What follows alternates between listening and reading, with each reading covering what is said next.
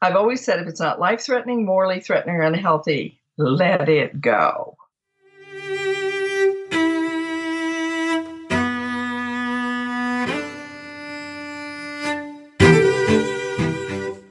Hello and welcome. I'm Shane Parrish, and this is another episode of The Knowledge Project, a podcast exploring the ideas, methods, and mental models that help you learn from the best of what other people have already figured out.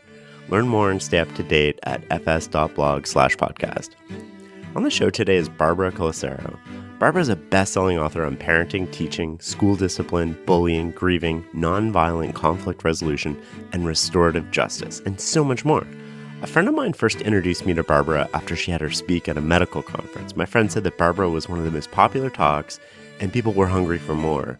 So I bought Barbara's book, Kids Are Worth It, and after seeing all of my own parenting flaws exposed on the pages, I knew we had to chat.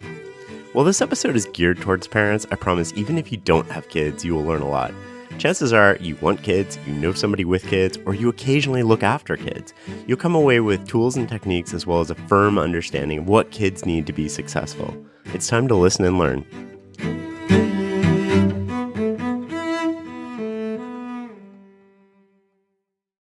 I think I read that in the 60s you entered a convert to become a nun at the age of 17. What led you to do that?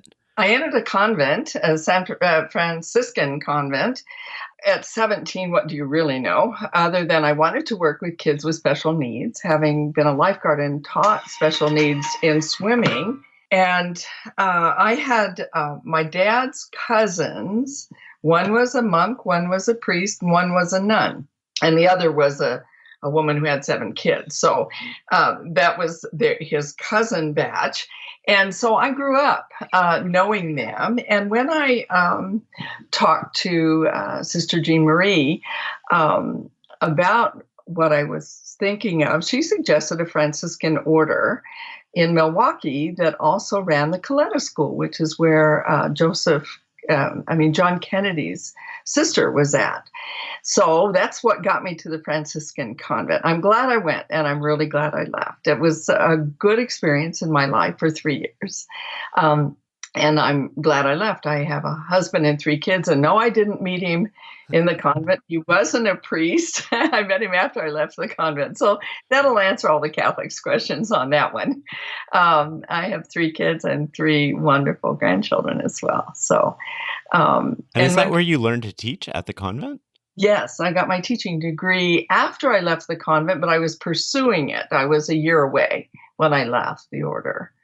And anyone listening to me would know that we take 3 vows: chastity, obedience, and poverty. I grew up very poor, so that wasn't an issue. Chastity, I was too young to know what I was really giving up with that. But the obedience was a difficult one for me, because all along in all of my work, I talk about raising people who will stand up for values and against injustices. And at that point in my life, it seemed like I was to be obedient to the bishop. I know better now, but it just seemed like that, and I was not going to do that. It's obedient to the gospel, and that's what I live today. But yes, that was the beginning of my journey. That's where I got most of my special ed training. And then I left the convent and finished up at the University of Northern Colorado. And that's where I met my husband at a migrant protest march with Cesar Chavez's group. And I had been involved in civil rights as a nun in Milwaukee. And then you started teaching, only everything you had found out about what you learned about teaching turned out to be not true? The area of behavior modification, because that was big in the late 60s.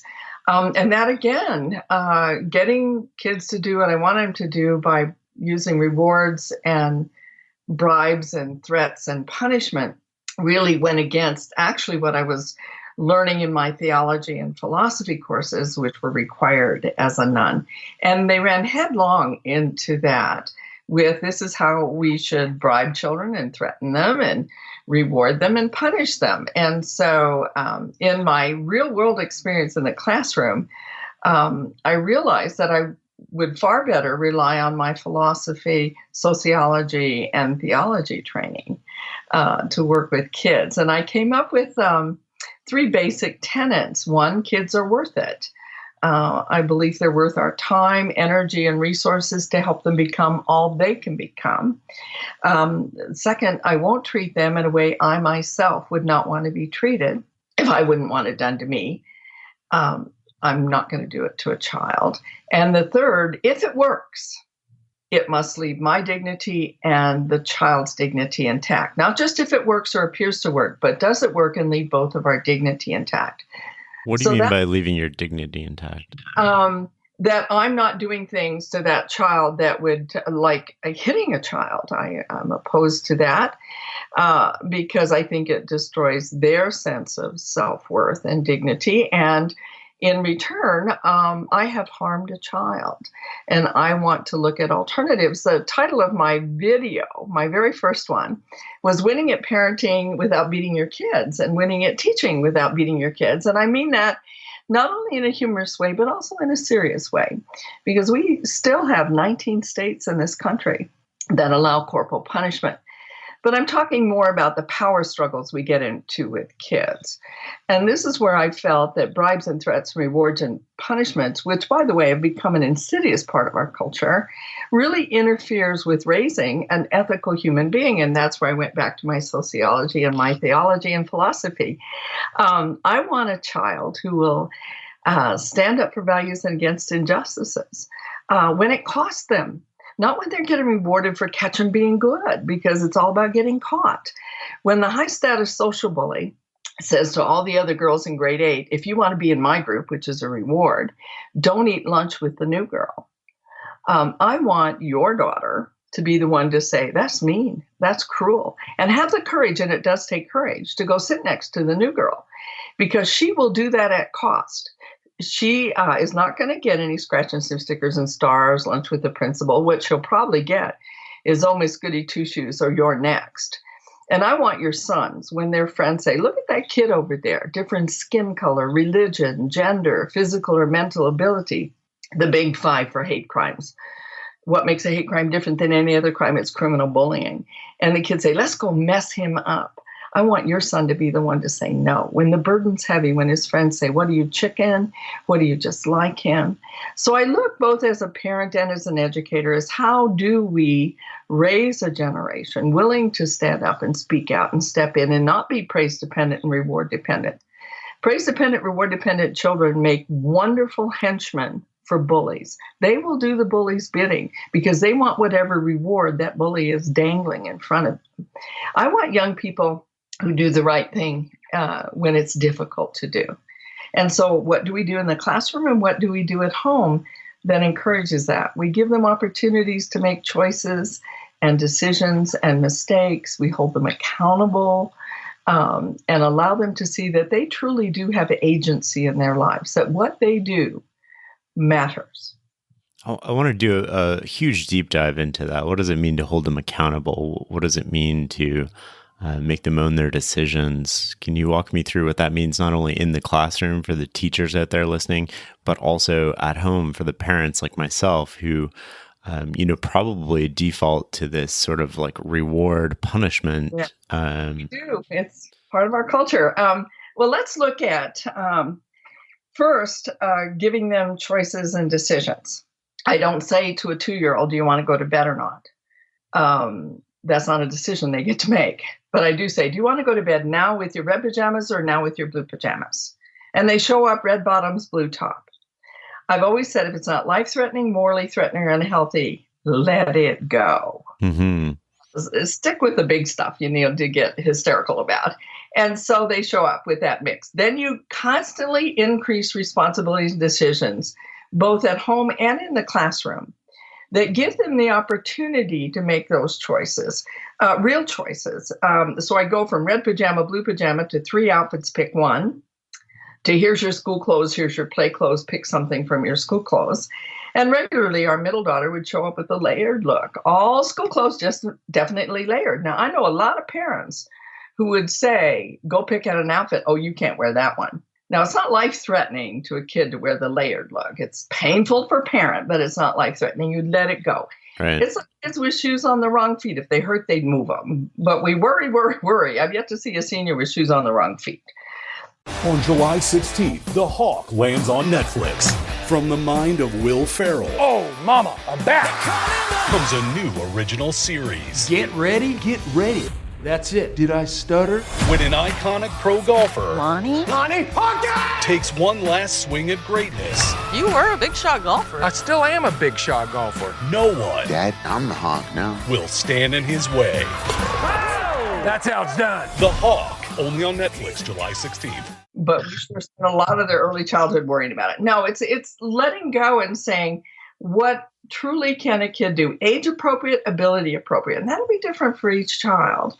And our goal is to constantly increase responsibilities and decision making, decrease limits and boundaries, so that when they leave our homes and our schools, they are truly responsible for all of their own behavior and for their own choices in terms of mistakes they've made and how to fix them and the like.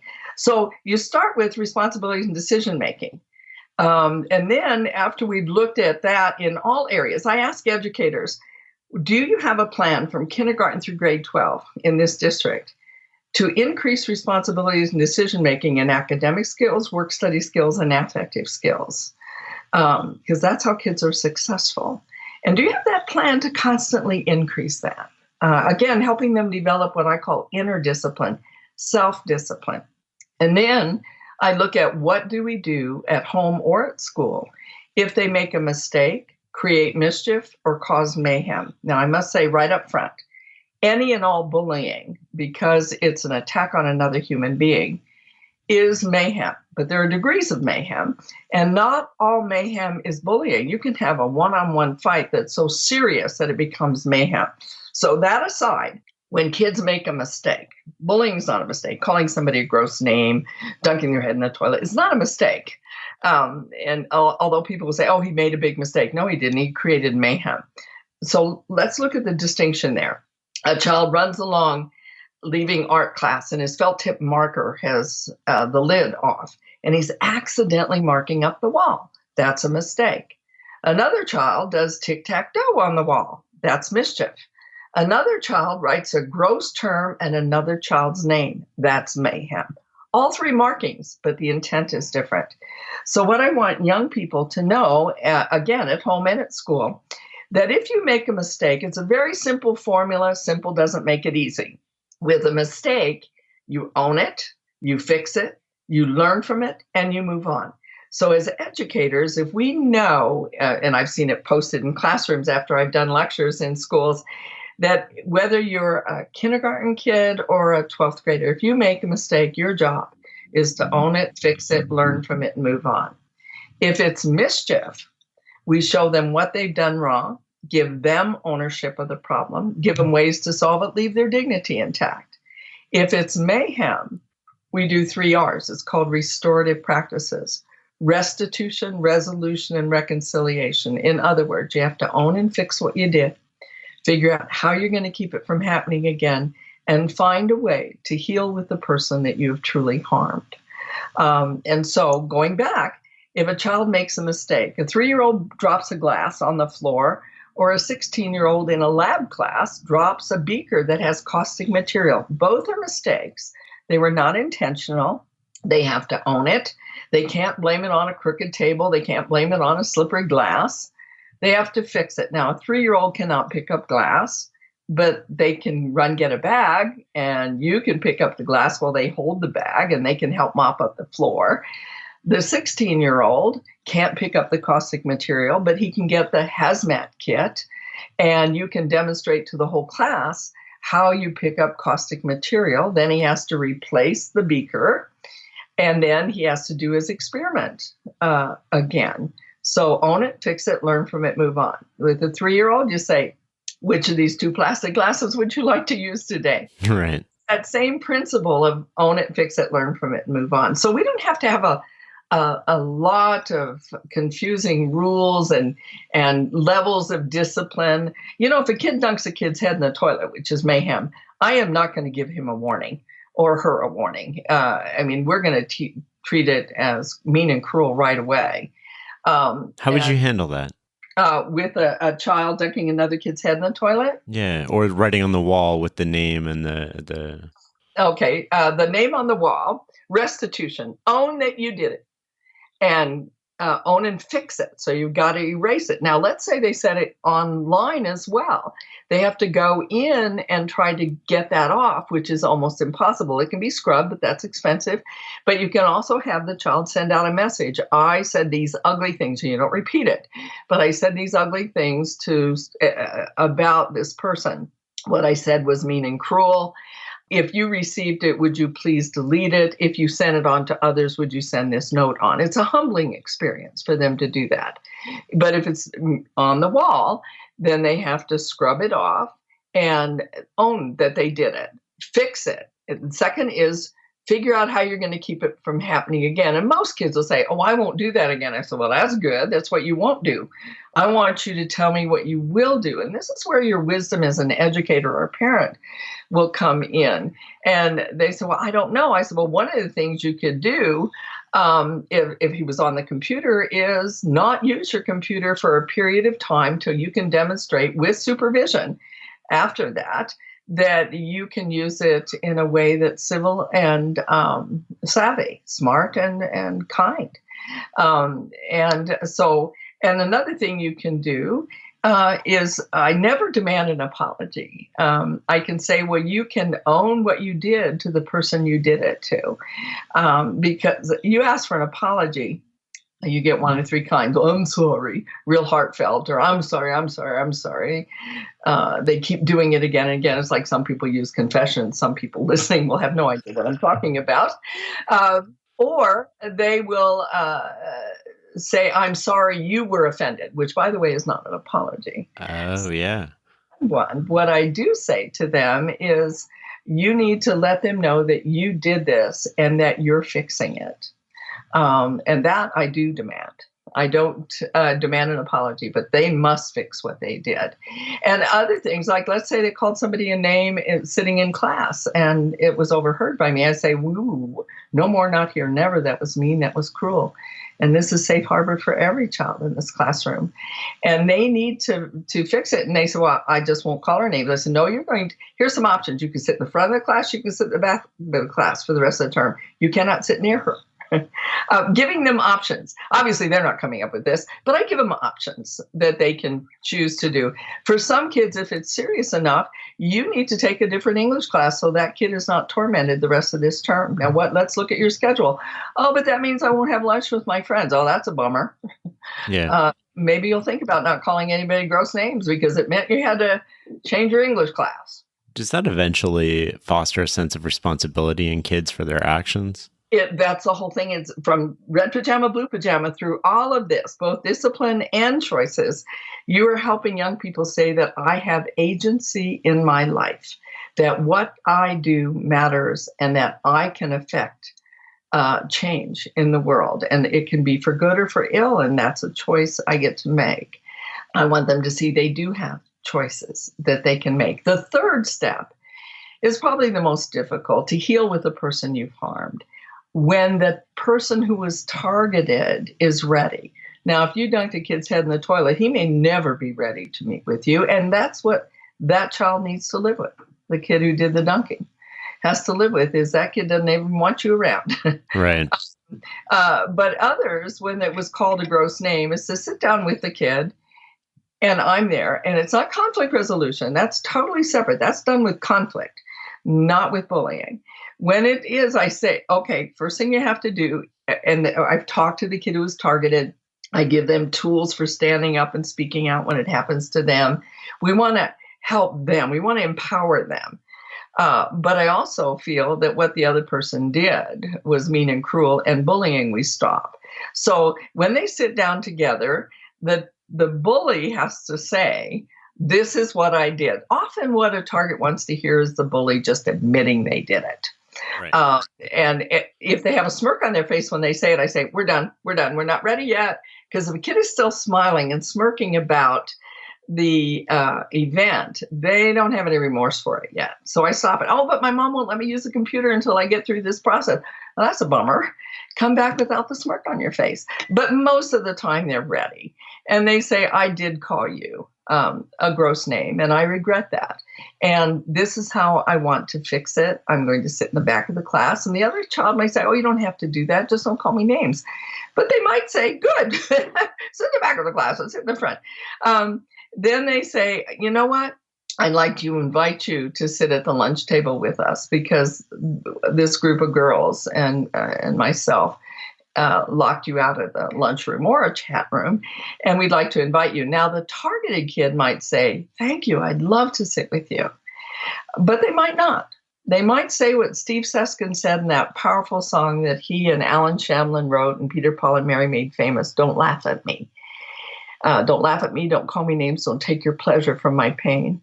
And he says, I'm not asking you to be my friend, but is it too much to ask? Don't laugh at me, don't call me names. And so the targeted child might say, I don't want to sit at lunch with you. Thank you for the offer. Most targeted kids are kind, caring people. So they might say thank you, but I don't want to do that. I just need to know that when I sit in English class, I'm not going to be called a gross name. When I go online, I don't see my name. I'm not locked out of a chat room. This is what I need. In restorative practices for that kind of scenario of mayhem, what we do is we empower the targeted kid, and we humble, not humiliate. I'm not into humiliation, but we humble the person who did the mean and cruel act. I don't care whether it's kids at home, because we do have sibling bullying, or kids at school. The process is basically the 3 R's: restitution, resolution, and reconciliation. And they need us to help them get through that. The middle one, our son had made a mistake. He made a goal for the opposing team in a major tournament. And people on the sidelines were yelling and screaming. He came out of goal, he went on the field, fell down on his shoelaces untied, got up, grabbed the ball, and went down as his teammate is screaming, no, Joe, this is our goal. And Joey was ready to make that goal, and he made a beautiful left-footed goal, and then realized it was on the wrong net. His coach handled that beautifully. He demonstrated owning mistakes. He said, Joseph, get over here. And Joe walks over. He says, I'm sorry, coach. I'm sorry. He said, I don't want it. I'm sorry. That was a beautiful goal. Now get out there and get one for us. You see, the coach said, own it. Don't blame it on the fact you came out of goalie. Don't blame it on the fact you fell on your shoelaces. Just own it. I made a goal for the other team. Fix it. Learn from it, move on. So we can use that in our everyday life with all ages of children after about age 2. Even adults. Oh, well, all stages of our lives. Yeah. Well, does that differ at all if you have siblings and like conflict between siblings? Conflict's normal. It's natural. It's necessary. How should parents think about handling that? Like, say you had, 7 to 9-year-olds at home and they're bickering. Over the TV, a TV show. Sure. Yeah. What you need to understand is, as Liz Osher said, conflict is inevitable, violence is not. So our job as wise and caring parents is to teach them to handle that conflict nonviolently. 2 kids fighting over a TV program. I talk about 3 kinds of families: the brick wall, the jellyfish, and the backbone. The brick wall goes, stop it, stop it, stop it, turn that set off, nobody's watching, and points a finger at them, which shows them that we can't handle our own conflicts. It's when an adult is around and they stop us. And that doesn't serve them well when we're not around. Jellyfish goes, oh, please, your brothers and sisters, you're supposed to love one another. Don't do this to me. That doesn't help them either. Backbone parent understands the slower you walk, the quieter you are, the better your chances of it being over before you get there. And if it's still going on, you just take the remote, turn the set off, model it for them, and say you're both fighting. You don't say, give me your side of the story, give me your side of the story. I've never gotten a news story out of 2 editorials, so I'm not going to even bother. So I say, you're fighting. You may turn this set back on as soon as you both have a plan. Now, what do I need to plan? They never say it nicely. Oh, Mom, we need a plan, so don't count on it. But one of 3 things will happen. They'll share. They'll both get up and leave it. or one of them will come up with a plan they both can live with, as long as the one who came up with the plan does not use brute force or intimidation. I mean, if one says, I'm going to beat you over the head, you say, that's not a good plan. I mean, there's a reason we're hanging with kids. They're going to grow up, but we have to be there to raise them, lest we get Lord of the Flies, So I say to them, nope, that won't work. Come up with another plan. You see, I haven't said, what? You can't hit your brother. You don't get hysterical. You just know that's not going to work. But if one says, you let me watch this one today, you can have 2 tomorrow. Now you and the older kid know tomorrow, Saturday, nothing's on. Don't say a word. This is not the teachable moment. It comes the next day when that little one goes, it's not fair. There's nothing on. I say, I noticed you're giving in to your big brother a lot. Would you like to learn a few good lines? And you teach them the lines. Like, I'm willing to let you watch this program today if I can have this one on Monday, this one on Tuesday, and I want it in writing. You teach that little one to do that, nobody's going to walk all over him. Right. So you give them both the tools to handle their conflicts. And they'll have to practice and they'll make mistakes. And you keep working with them, and they go through this process, and then 10 minutes later they might be fighting again, and you walk in and you turn the TV off, and pretty soon they get the idea of, Mom, we can do it, we can handle it. I know we need a plan. They get it, but it'll serve them well at home and at school.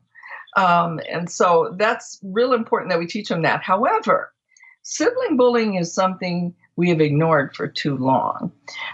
There's a fascinating research project done by Volpe out of England, a 20-year longitudinal study that showed that children who are targeted by their siblings are at higher risk for being targeted by their peers, higher risk for alcohol and drug abuse, for self-harm activities, and depression in the later teen years.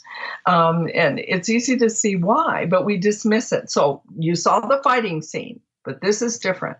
The 10-year-old has the 5-year-old's arm up his back. We're not talking a yoga pose. The kid's in serious pain, screaming. You rush in there, and as soon as your oldest sees you, she drops her brother's arm and starts comforting him. And we say, what are you screaming like that for?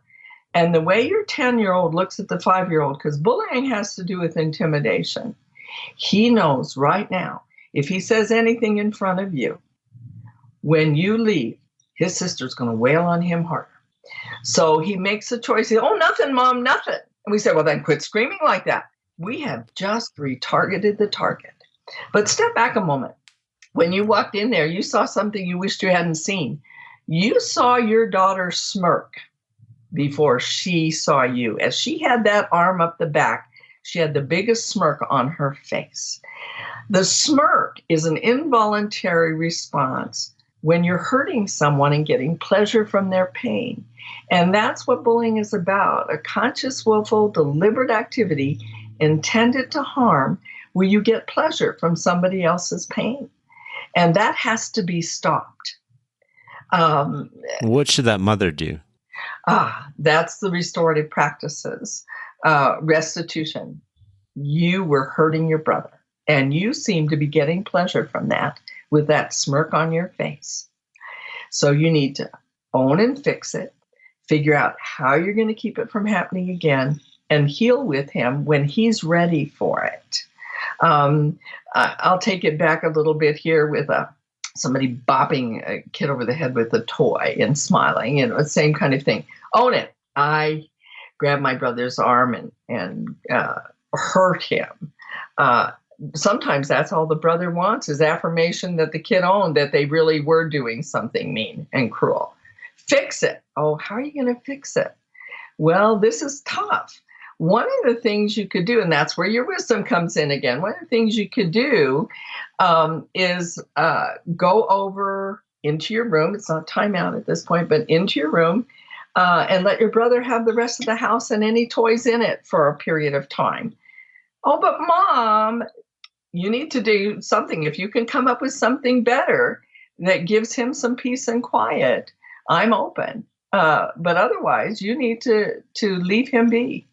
It could be for an hour, depending on age, an hour, 2 hours. And he just has free roam in the house and you can play in your room. Is that a punishment or a consequence? it's a consequence for what you did. You harmed your brother. And and we can talk about timeout later and the effectiveness of that. But it's another thing you might say is that you need to sit in the third row of the car if there's a third row. I don't like the third row. Oh, that's a bummer. Maybe you'll think about not bopping your brother in the nose next time. But you come up with something that allows the other kid who's been harmed to have some peace and quiet. I also go up to the kid whose arm has been hurt and I rub it. I said, well, that's awful. That must have really hurt. And, when your sister goes to do that, so I want to, let him know that I know he was hurt. But I also say to him, when you see your sister coming, fold your arms like this so she can't get him. It's okay to raise your voice and say, leave me alone. That hurts. It's okay to get attention. I want young people to know you get out of an elevator if you're uncomfortable and not worry about what anybody else says. See, all these tools help them become very capable adults as well. So all these are learning tools using the stuff of everyday life. So restitution, resolution, how are you going to keep this from happening again? And this is where I like to take a moment with young people and teach them three things. I draw a circle with a line down and I say, this is you, this is your brother.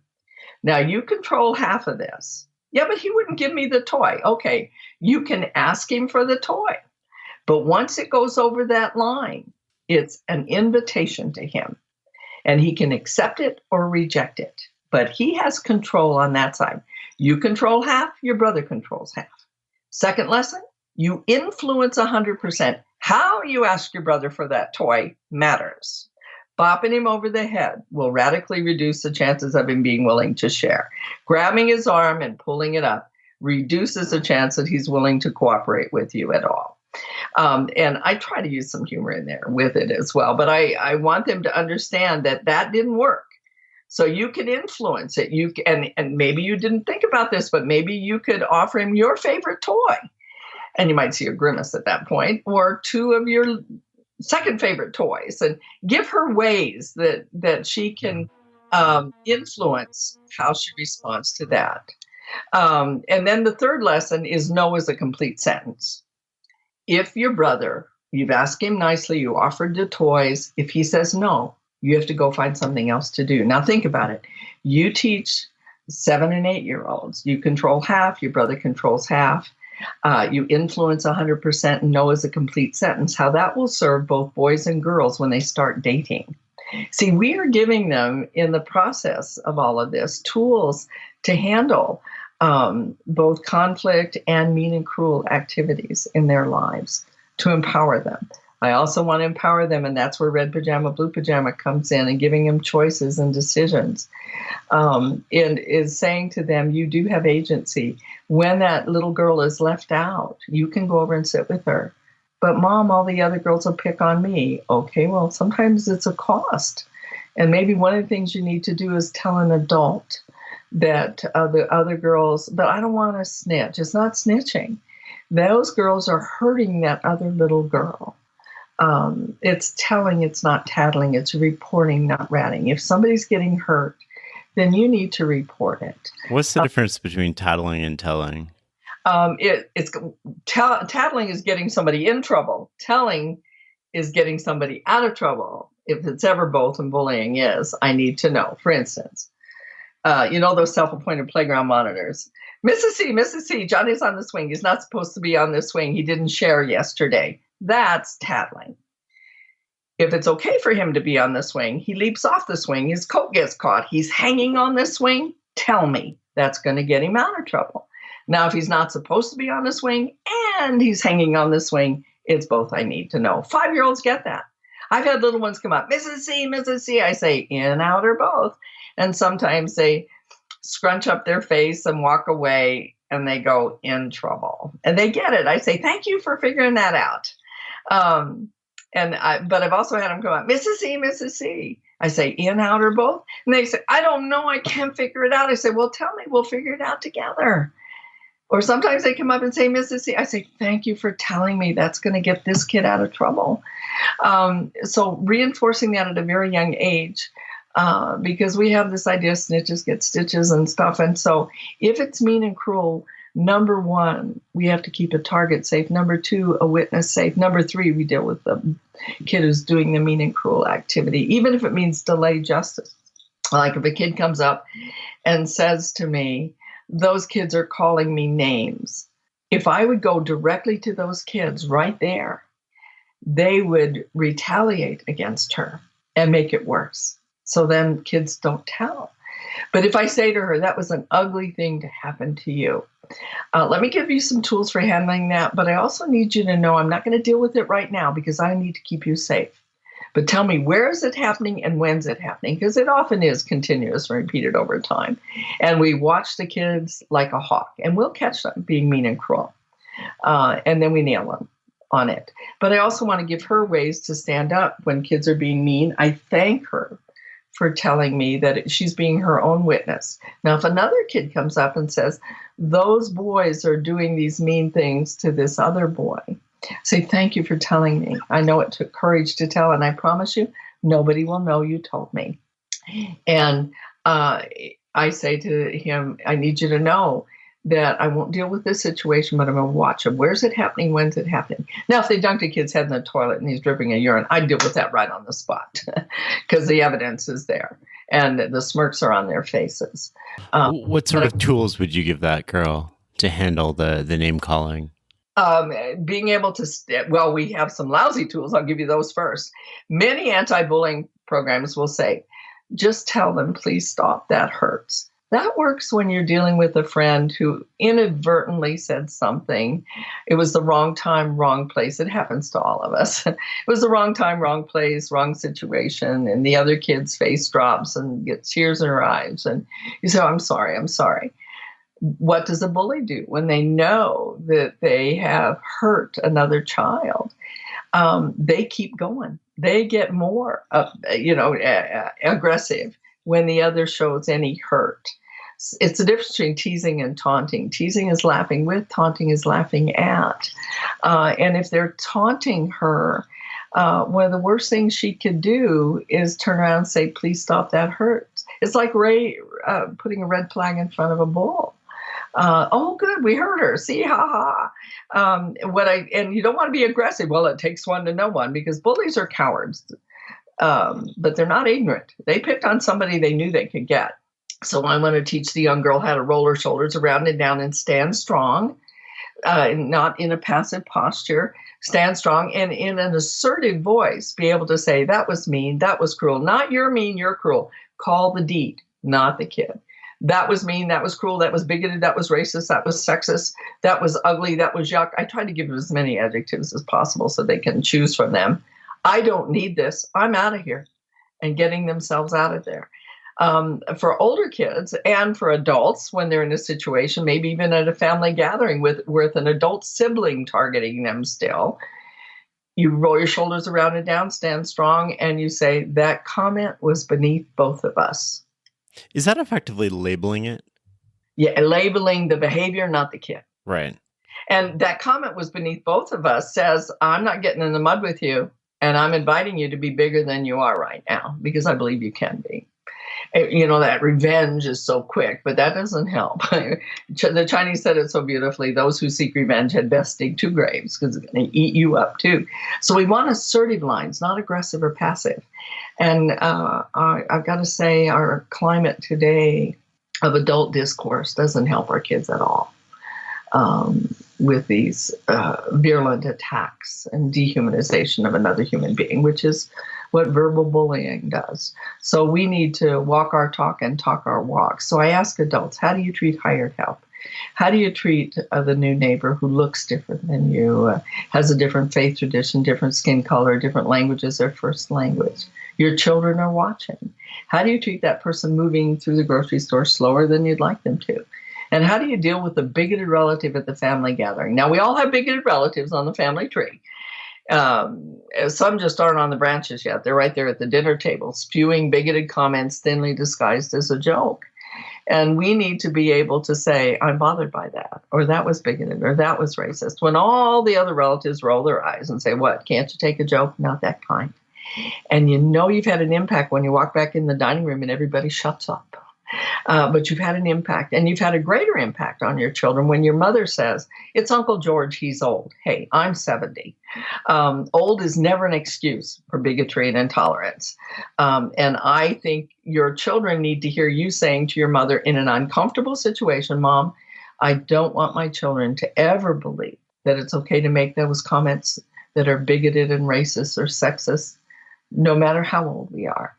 Now, you do that. You stand up when it's uncomfortable to do it. The chances of your daughter sitting with the new girl or your son getting the other boys to stop has been greatly increased. I want to go back to something you said about the brick wall family, the jellyfish family, and the backbone family. Can you expand on those? Yes. Brick wall, my way or the highway. Uses a lot of bribes and threats, rewards and punishments as a way of controlling the child. And it leaves children with the inability to truly think for themselves, or they will rebel. It's like, and they use punishment a lot. And when you punish a child, they basically rebel. They fight back, they flee, or they turn inside themselves because they're afraid. And what's the difference between punishment and consequence again? And discipline. The difference between punishment and discipline, yes. Discipline has consequences. Punishment may too, but I always say we need to use the French term RSVP, répondez s'il vous plaît, which means please respond. Discipline is not something we do to a child. It's something we do with a child. Punishment's adult-oriented, is imposed from without. It arouses resentment and teaches kids to respond out of fear or fight back or flee. Discipline, on the other hand, if you go back to its Latin roots, means to give life to a child's learning. So consequences need to be RSVP, reasonable, simple, valuable, and practical.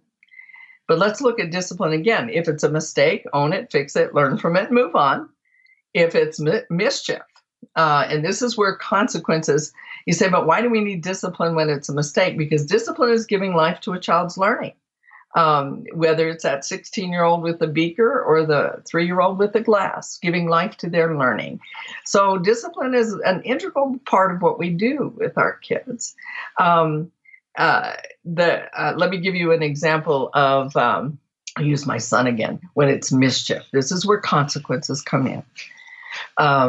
Our son did something that wasn't on the approved behavior list on a field trip. He broke the beaver bait jar at the Natural History Museum. Could have been worse, could have been an irreplaceable dinosaur leg. We're very lucky, very replaceable beaver bait jar. He was not punished. He was not paddled, which is punishment. He wasn't sent to the principal's office, which could have been punishment depending on how the principal handled it. He didn't have to write 550 times, I will not break a beaver bait jar, which is punishment. And he didn't get banned from the next field trip, which, by the way, sad to say, as a special ed teacher, that happens an awful lot to kids with special needs, and then they never learn to go on a field trip. But those were all punishment. He didn't have any of that. Instead, his teacher wisely said, Joe, you have a serious problem here. I know you can handle it. He had to write a letter to the Natural History Museum. He had to replace the beaver bait jar, which was a trip unto itself. And for those who are listening who don't know, beaver bait is female beaver urine. He will never break another beaver bait jar. And before he'd go on the next field trip, there were conditions. He had to have all that done and have in writing how he would handle his feet, hands, and mouth creatively and constructively on the next field trip. He was shown what he'd done wrong, given ownership of the problem, given ways to solve it, left his dignity intact. Did he have fun? Yes. And this really galls people who are brick wall and into punishment.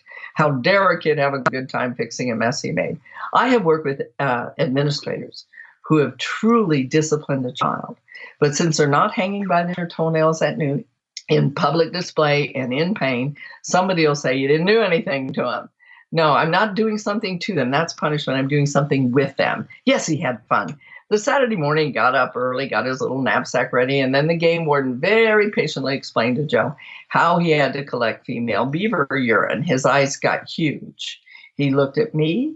He looked at his dad, who was now smiling, and he said to the game warden, I have to do that? I thought the game warden's comment was classic. He said, well, I didn't break the beaver bait jar.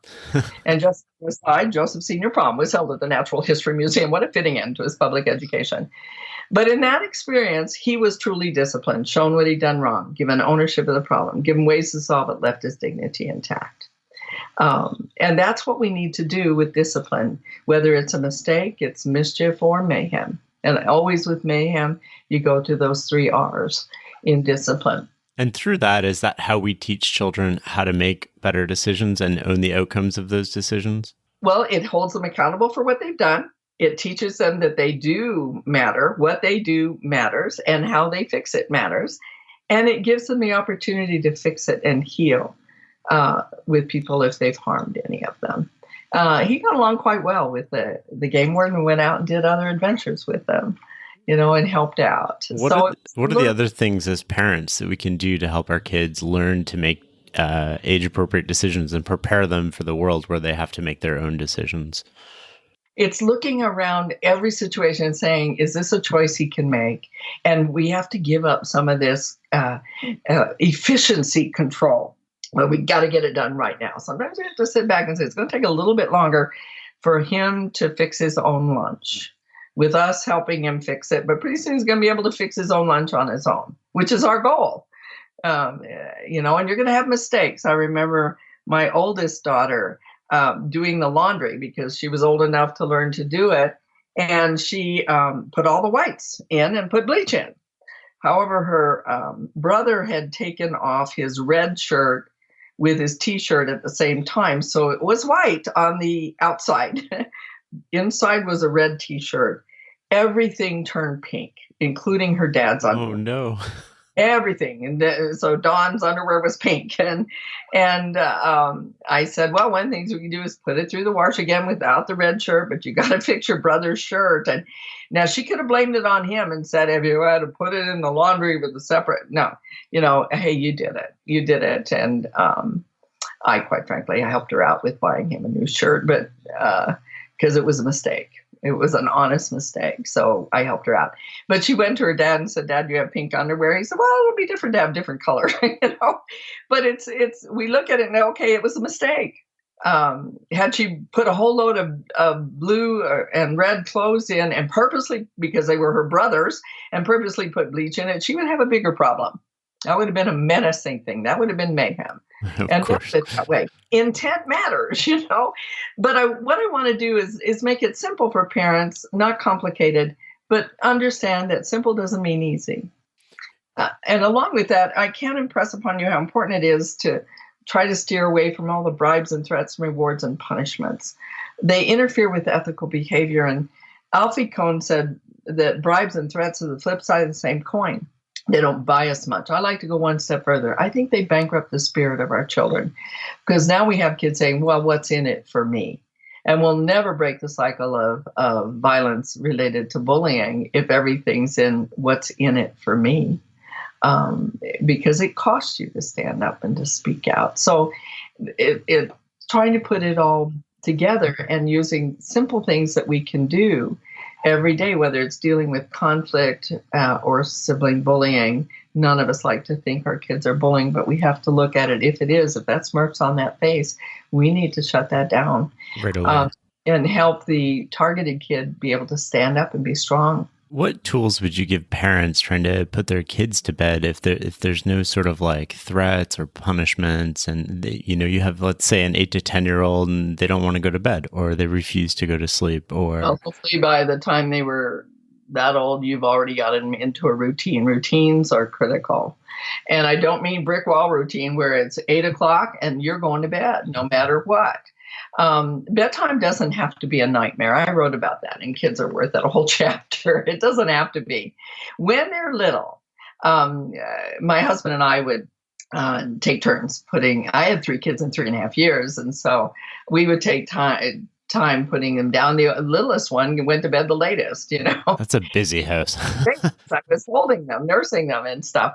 But one of us would do the dishes and the other would put the kids down. One of us would get a break. We're not sure which one on some nights. But it's a matter of, I stayed with them and just would hum or we'd have a little routine. Often it's, being grateful for what has happened during the day, and that reading a story, and having a calmness about the bedtime. Also, if you have a child who has a learning disability, I'm a special ed teacher, if you rub the bottom of their feet, the Chinese knew it well. The eyes are the window of the soul, but the feet are the doorway to the body. And if you can firmly rub the bottom of their feet, it does two things. One, it calms them down, and two, they can't get out of bed when you're hanging onto their feet. And then you can rub their backs and make bedtime a pleasant time. Instead, what we tend to do is first of all, we ask them, did you brush your teeth, which is silly. That's a silly question. Kid has cookie all over his face. Did you eat that cookie? If they need to brush their teeth, so do you. And so when they're little, you go up and brush your teeth. They're brushing theirs. We're sure we get it all done good.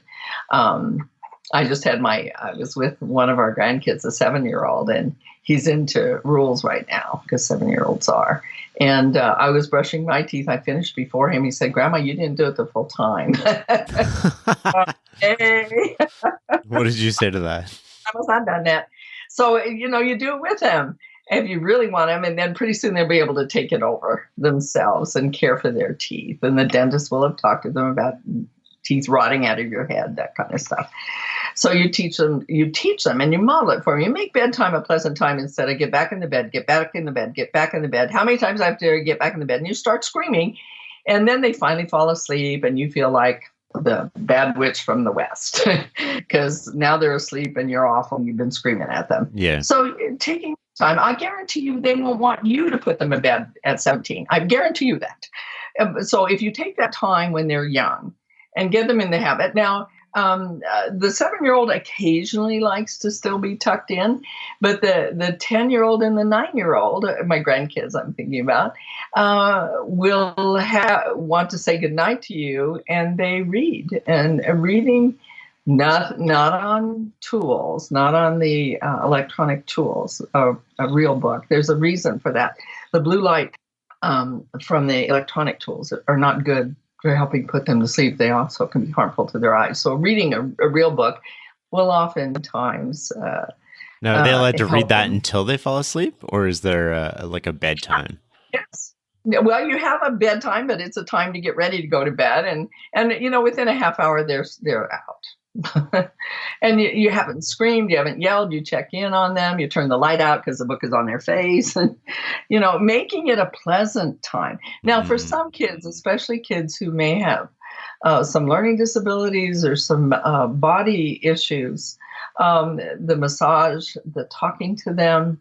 My graduate work was in autism, and with them it was a friction oil, but rubbed firmly to calm it. You don't want the tickle because they can't handle that. But the firm massaging of them and helping them relax instead of it becoming a battle, because you both lose that battle. You're worn out. Do all these techniques work with autistic kids as well as ADHD kids and regular kids, or are there different ways to apply them? The work that's in Kids Are Worth It was originally written for kids with special needs. And then I was asked to write the book. And what I found was with kids with special needs, in that backbone that gives you flexibility you don't get from a rigid brick wall, but it also gives you structure you don't get from a jellyfish model. And we need, as parents and educators, to have both flexibility and an environment that's conducive to creative, constructive, and responsible activity. With kids with special needs, we often have to have a smaller distance between the vertebrae and a whole lot more vertebrae. So we break it into steps. And know that there are moments with kids with special needs when they would be horribly frustrated and you're worn out. And making sure that we get a break as parents and a little respite, but also to understand that your kid is struggling at school, and that's a lot of struggle for them. And you want to be very tuned in if a kid says, the kids are calling me names. And bullying can be devastating. How should a parent respond to that when their kid comes home and says that, or hints at the fact that they might be getting bullied at school? I stop everything I'm doing and sit down and say, talk to me about it. Tell me about it. Very soft voice. Talk to me about it. Tell me about it. And I listen.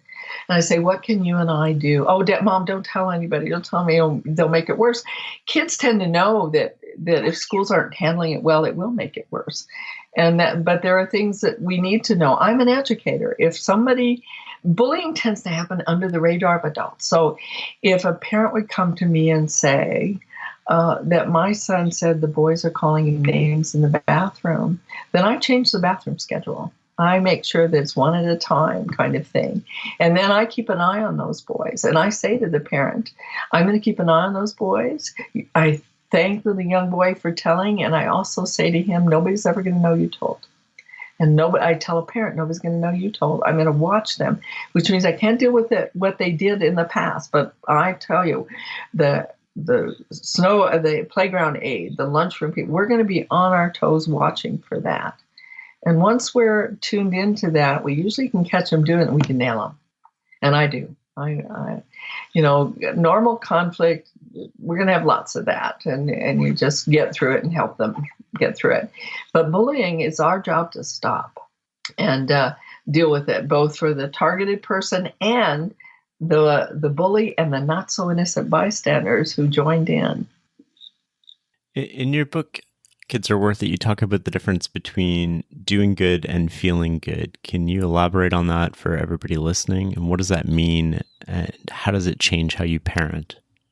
I want to teach young kids to do good, as James Natchway said, because good is good to do. That you do it because it's the right thing to do. He goes on to say, spurn threats of heaven and bribes of hell. You do it because it's the right thing to do, which brings us back to bribes and threats, rewards and punishments, and looking at the alternatives to those, what to do instead. Feeling good about yourself. It's about yourself. When kids understand they have agency in their life, when they sit next to the new girl, no one can take away how good they feel knowing what they did for that other little girl. No one can take that away. But if you bribe kids, then it's an external approval that will help them feel good. And I don't want external approval. So let's look for a moment at what to do instead of bribes and threats and rewards and punishments, because they are an insidious part of our culture. It's, again, if I don't get caught, what I did wasn't bad. If I have to be caught being good. And remember, nice kids often get caught being good in the classroom, but they're not been kind to the new girl or to the child with special needs or the child with an allergy. I'm not into nice, I'm into kind. And kind often happens, I will walk up to a child and I say, I want to thank you for inviting that new girl to sit with you. She feels a part of the class now. So that's part of the alternative. So let's look at what the alternatives are. Instead of bribes and threats, rewards and punishment, what kids need are encouragement, feedback, a sense of deep caring, and discipline. We've already done the discipline, so we can look at the others. Encouragement. Praise can only occur at the end of a deed done the way you want it done. It's highly judgmental. Encouragement can occur anytime. A kid falls flat on his face. How do you praise him? You fell well? No. You say to him, come on, buddy, pick yourself up. I know you can do it. My 6th critical life message is, I believe in you. I trust in you. I know you can handle it. You're listened to. You're cared for. You're very important to me. Children need to hear that in lots of different ways. And one of them is to say, come on, buddy, pick yourself up. You can do it. Encouraging children. They also need feedback. Now, feedback comes in 3 C's: compliments, comments, and constructive criticism. Compliment. Best compliment you can give any child as an educator or a parent is thank you. Thank you for walking the dog. He's been inside all day. Look how happy he is to be outside. Thank you for watering that plant. It was really wilted and now it's standing strong. Thank you for inviting that new boy to lunch so he feels like as a new kid he fits in already. Now notice how I did that. You stroke the deed, not the kid. Be very specific to the deed and let the child know what his or her behavior did for the dog, a plant, or another human being. And you say, but can I ever get excited? Oh, sure. The 3-year-old wants you to wave bye-bye to the bowel movement. You wave bye-bye to the bowel movement. The 5-year-old makes it down the hill without the training wheels touching. You did it. Do you see how different that is? And if you make it down the hill, we'll go to Dairy Queen. And he doesn't make it down the hill. He'll lie to you. He'll throw the bike down and say, I don't care about any stupid Dairy Queen.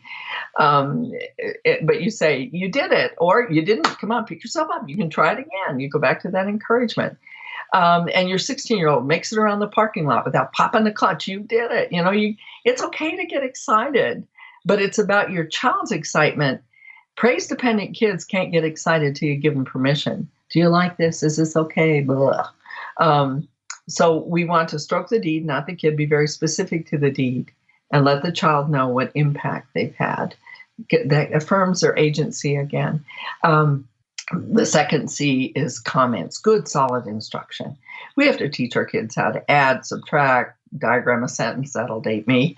We have to teach them how to be kind and caring. We have to teach them those things. We have to teach them to have a healthy regard for themselves, including their own sexuality, and a healthy regard for others, including their sexuality. We have to teach them to be cyber savvy, cyber civil, and cyber safe. We never had to do that a generation ago, but today we do have to do that. Those are things that as parents we need to teach our young people. So that's in the instruction, the comment section. The last C is constructive criticism, which we're so afraid to give kids in a praise-oriented culture. We're afraid to disappoint them. I don't use a red pen at school. I use a green one. And I check all the answers that are correct. And I say to a kid, your job is to fix all the other ones. So they get a green mark too. And that says to a kid, I believe you can do it. I don't say to a kid, that's wrong. I usually say that's not right, because it's bigger than right, wrong. One of my books is Just Because It's Not Wrong Doesn't Make It Right. And it's teaching kids to think and act ethically. And in it, I talk about the fact that two kids making up a game, only two can play, because they don't want the new girl to play with them because she played with the other girl yesterday. Now, there's nothing wrong with making up a game, only two can play, but it's not right if your intent is to exclude somebody. So your intent matters. So I say that's not right, and I invite them to fix it. So it is bigger than right, wrong. So we want them to have constructive criticism. I say, you can fix it. I know you can fix it. But how we treat an A+ will give our kids a clue if they can come home and tell you they wrecked the family car, or they've been targeted at school, or they, worse than that, we're targeting somebody. You see, we need our children to be able to tell us about the good, the bad, and the ugly. Now, praise-dependent kids are afraid to tell you. They're afraid to take a risk. They're afraid they won't take advanced trig because they might get a lower grade. And I like good risk takers. I wanted to be able to take a risk of sitting next to the new girl and the like. So your child comes home with an A+, you say, I'm so proud of you. You take up to my side of the family. We're going to put this up on the refrigerator for the other side to look at. You do that very often. You're going to go to back to school night, pick up every child's desk and find every paper in there that's not an A+, because they're afraid to bring it home. You say, well, what am I going to say when my kid comes home? I've already given you the comment in another situation. All I ever say to my kids is, talk to me about it, tell me about it. And it opens it up for them to talk instead of me talking about it. And so I say, talk to me about it. And the girl whose spelling comes easy says, spelling's easy. I don't get excited about that. But the other child, where spelling comes hard for them, they say, look, Mom, I got all the words right, even spelled February right, and the R's in a funny place. I get excited about their excitement. But the child who got the A+ because spelling comes easy for them, I say, you have a phenomenal gift. We have to find a way for you to use that gift. And at home, I would say something like, we've been going over to the senior center, and you're old enough to come with us. And with your spelling gifts, you can answer their emails. You can write thank you notes for them. You can write letters for them. I want young people to know that if you have a gift, you have an obligation to use that gift instead of, I'm so proud of you for that gift. And then they'll be less likely to take risk if they're afraid they're going to get disapproval from you. At school, I would say, you have a phenomenal gift. And we have a young child in class who has a difficult time reading out loud and spelling, and she's a phenomenal storyteller, which, by the way, is true of many kids with dyslexia. One of the things you can do is you can write out the story she dictates to you. Oh, we have an artist in the class. You can illustrate her story. We have a musician. You could score her story. We have 2 class clowns. You can act out the story. What I just didn't cost a dime and didn't interfere with standardized testing, is I just created a larger circle of caring, which goes a long way to breaking the cycle of violence. The chances of kids mocking the young girl with dyslexia have been radically reduced because they have seen that she has a gift. I take a child with learning disability and let them be the first to climb the rock wall. Why? They often are willing to take those risks. And the kids at the very top and the other kids are going, wow, instead of, oh, he takes ADHD medicine. He has to go down the yuck. No, wow, look what he can do. I take kids who are impulsive, get them in Red Cross programs, so that first aid classes, so they can learn to fix the nosebleed they gave somebody. I try to get them to learn to swim really well. I want all kids to know how to swim. Being a former water safety instructor, I want them to swim well so they don't drown. But kids who are impulsive make phenomenal, I mean this very seriously, phenomenal lifeguards. They make wonderful EMTs and paramedics, lousy brain surgeons. But I don't need a brain surgeon in the back of an ambulance. I need somebody who uses their impulse quickly and they've got it trained. So it's a mindset that we have to have about what are the gifts these kids have. And I want them to say, talk to me about getting an F. Okay, talk to me. Oh, you ran the car into a post at school. Talk to me about it and then show me how you're going to fix it. It was a mistake. You know how to fix it. Own it, fix it, learn from it, move on. Now, if they were drinking and they had an accident, they got mayhem on their hands, and that's a much bigger issue.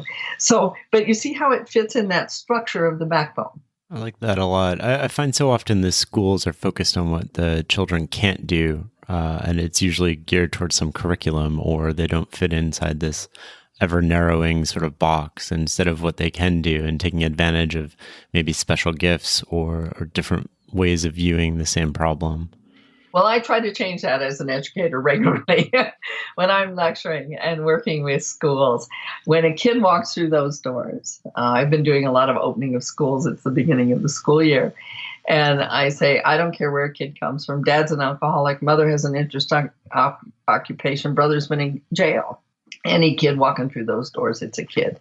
And they need those 6 critical life messages. I believe in you. I trust in you. I know you can handle this. You're listened to, cared for, very important to me.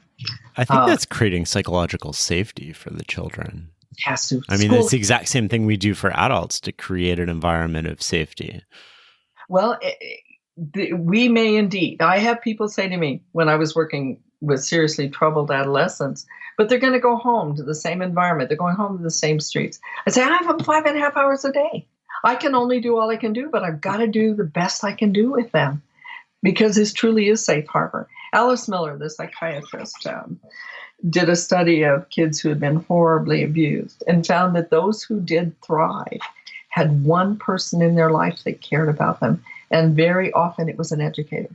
So we can make a difference in their lives. We have to believe that. Oh, totally. I mean, I had one teacher make all the difference for me. And it was grade 10. It was the only teacher who ever believed in me. And it just changed everything. It does change everything. It does. Carl Upchurch, who wrote Convicted in the Womb, he spent a good portion of his junior high and high school years in prison, juvenile detention, and then went on to prison. And an English teacher in the prison said, you're a good writer. And he went out and wrote, and he also got the Crips and the Bloods to put down their colors in Kansas City, and went on to be a phenomenal advocate and writer. But it was that one teacher that said, I believe in you. Yeah, I totally agree with that. Mr. Duncan, if you're listening, thank you so much. I want to talk, you're a big proponent of real world consequences. I want to understand what real world consequences are. And I want to understand when parents or teachers should intervene and when they shouldn't. If it's not life-threatening, morally threatening, or unhealthy, let it go. Let them experience the consequences. But you don't say to a 16-year-old, go ahead and jump off the building. We'll discuss the consequences after you land. You pull them back, give them a second chance at life.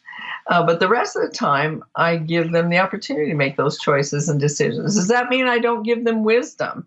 No, my own wisdom. We're there for a reason, as adults. We're not just kind of hanging with them, and we're certainly not their friends. Do you give them recommendations? Oh, I do. And I would say to someone, I know you love that combination. How do you think, I try to get them to question, how do you think some of your peers may respond to that when you walk through the door? And if he says, I don't care what they think, and says it very strongly, I said, go for it. You're your own person. But if they say, I don't know, what do you think, Mom? I tell them that, well, in my day, this is what might have happened, going back to me, because I only know from my own experience, and as experience as an educator, I know these things. I also can talk to them about, if you said that to somebody and said it in that way, how do you think they might respond? It's a matter of teaching. I was driving one day with my oldest granddaughter and my daughter. And my oldest granddaughter asked something, and I went off into my teaching mode. And my daughter said, you're always teaching, aren't you? And I said, yep, because it was a teachable moment. And I think you take those teachable moments. Take them when you get them, yeah. Yes, and you give it to them, and I believe I'm a good teacher, and I think that I have some knowledge to impart. And I want my grandkids, I want children in the neighborhood to be able to experience that. And that's why I lecture to teachers. Hopefully they can take some of the wisdom that I have and make it a part of their own school. I want to go back a moment here, because I said, they needed the 3 C's, but they also need deep caring, which is something you just alluded to. Deep caring is not liking somebody. I tell kids, you do not have to like every kid in this classroom, but you must honor their humanity. Deep caring is the must to relieve somebody else's suffering and wishing them well, which, by the way, is the antithesis of mean and cruel. So if you care deeply about another human being, you want to be in there to help relieve any suffering they have and wish them well. And that's what we as educators, we need to be mindful with a wise heart. And if we're so locked into rules, I have very few rules and many more guidelines. Rules are how we expect kids to behave. Guidelines are how we hope they behave. But a rule is important, but it must be rooted in deep caring. That I'm going to go back to brick wall with that. There was a situation outside of Atlanta, Georgia, a few years ago, where they had a rule about cell phone use. It was a good rule about cell phone use. However, 30% of those kids had one or both parents deployed in Iraq or Afghanistan. And a grade 11 boy made international news. His phone vibrates in the lunchroom. It's his mom from Iraq. She doesn't get to call very often. He goes into the commons area and for better cell phone reception. And a moral, absolute, rigid brick wall teacher came by and said, turn that phone off and give it to me. He said, but it's my mom from Iraq. And how telling moral absolutism is. She said, I don't care. She took the phone. He got belligerent. He was suspended 5 days for using his phone, 5 days for getting belligerent. Now, the board backed that teacher because they said, if we let him use the phone, then everyone will use the phone. See, moral absolute rigid brick walls are so afraid of moral relativism jellyfish. But they even got that wrong. It isn't moral relativism jellyfish isn't everyone will use the phone, but who you are, who you're related to, what position your parents held in the community, and who caught you. That's the jellyfish.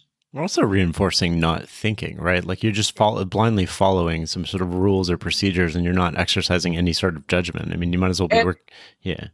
That's what zero tolerance is all about. It's zero thinking. So what would a deeply caring teacher do? The rule is a rule, it's a good rule. But there's a time to bend, to go above the rule. Not because the rule isn't a good rule. So you see the child with the cell phone, you say, cell phone, and he looks at you and says, but it's my mom from Iraq. And a deeply caring teacher whose ethic is rooted in deep caring and rules are rooted in deep caring says, I'll talk to you when you're finished. And hangs around. And then when he's done with the phone call, say, how's your mom doing? And how are you and grandma doing? It's been a long deployment for all three of you. Is there anything I can do to help? That says I care. And that, the rule's there, but there's a time to bend. Another kid comes up and says, how come he gets to use a cell phone and I don't? And I say, when your mom's in Iraq, you get to use your cell phone too. You have a child with cancer, needs to wear a hat, but you have a hat rule. There's a time to bend. It's like 2 yellow lines down the road. That's a rule, not a guideline. We have to trust the highway department. Rules are about trust. I have to trust you say on your side of the road. You have to trust I say on my side of the road. However, an ambulance comes down the middle of the road. They have not violated that rule. They superseded the rule. It's still a good rule, but there's a time to supersede that rule, to get to the place so that you can be deeply caring. The must relieve somebody else's suffering, wishing them well. Go ahead. Do you think people follow those rules because they're trying to avoid punishment or trying to avoid being wrong if they exercise their judgment? Well, I ask people when I'm talking about this in the lectures, I say, if any of you have a radar detector, I don't want you to raise your hand. Well, if your child's in the car with you, what you have just said to them is speeding is not bad, it's getting caught that's bad. And some people go, ooh, and moan a little bit. But it's about getting caught. None of us like to get caught. None of us like to pick. But if that's the only reason we're not speeding, then we have a problem. Rules are there for a reason. There's only, when I say develop your school rules, your classroom rules, your general area rules, the basis of those rules has to be deep caring. And it's a matter, again, of does it have to do with safety or the way we relate to other human beings? If you have a rule that doesn't have those two things, one of those two things in common, then I challenge the rule you have. What were your family rules? My own? My school rules, my classroom rules were easy. Show up on time, be prepared, do your assignments, and respect your own and others' life space. Very simple. I had a lot of guidelines where you said how you ask for things, guidelines. But rules are how we expect you to behave. Guidelines are how we hope you'll behave. In our own home, it was be kind and caring, help out with chores, that you're a responsible member of this family. We're counting on you to do chores. And treating one another kindly, I think, was the biggest thing. Can you walk me through what would be age-appropriate chores for, say, 6 to 8, 8 to 10, 10 to 12, 12 to 14, 14 to 16?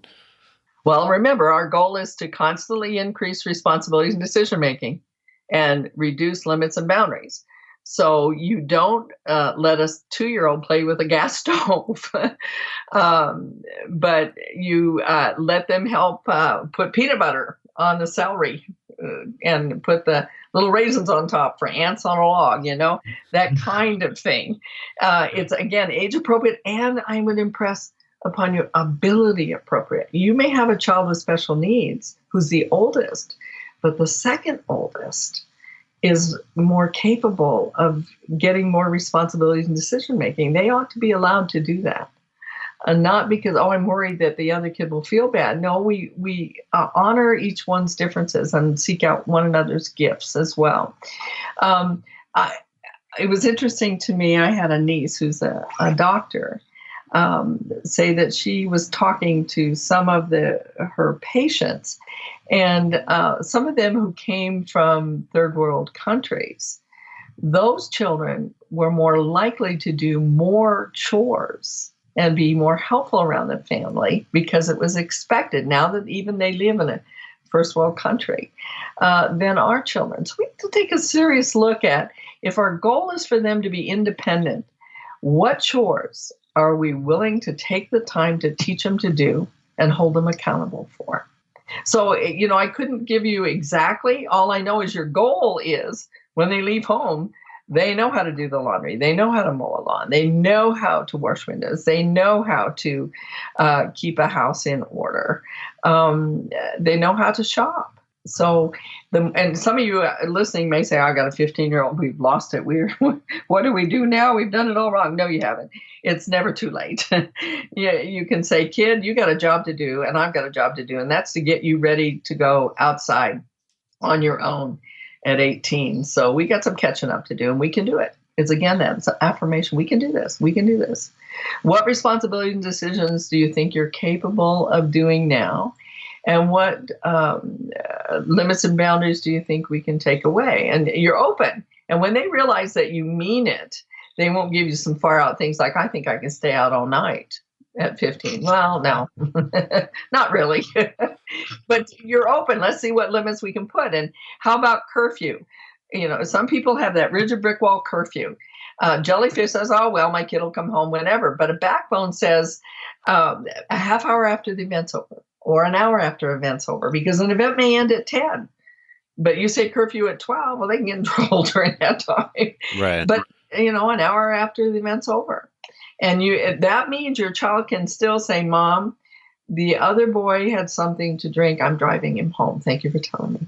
My parents always had this rule, which I think we might not even need anymore because of the likes of Uber and stuff. But their rule was you can call me anytime, anywhere, no questions asked, and we'll come get you. That's still a very good rule.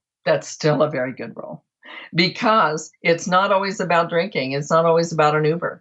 Sometimes it's about they're in an uncomfortable situation. They want out. So you have a code that they can give you, a text message or something that says, please come get me. And, oh, my mom needs me home right now. Darn it, I got to babysit my brother, because they're uncomfortable. You get to be the fuddy-duddy. It's like 3 alternatives to no. You know how often we say no to kids? Mom, can I have a cookie? No, it'll spoil your supper. Dad, can I go over to Jamie's? No. Mom, can I have the car keys? No. Dad, can I stay out all night? No. We say no so often that they don't take us seriously on that big one. Well, there's 3 alternatives to no. You can start today. So when you need to say no, you say it and mean it and follow through with it. Mom, can I have a cookie? Yes, later. And how do you fight a no? Yes, later.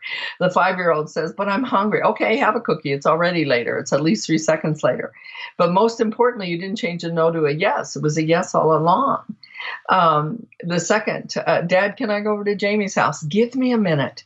There's nothing wrong with asking for a moment to develop your own case. You might think, gee, it'd be kind of nice to have him out of here. Yeah, you can go. Or wait a minute, we have this and this and this to do. No, you can't go. At least when you say no, you know why you said no. How often we say no, we have the foggiest because it sounded good. Why did I say that? I don't know. So yes, later, give me a minute. The third, I often use with adolescents, but you really can use it with anyone who's verbal.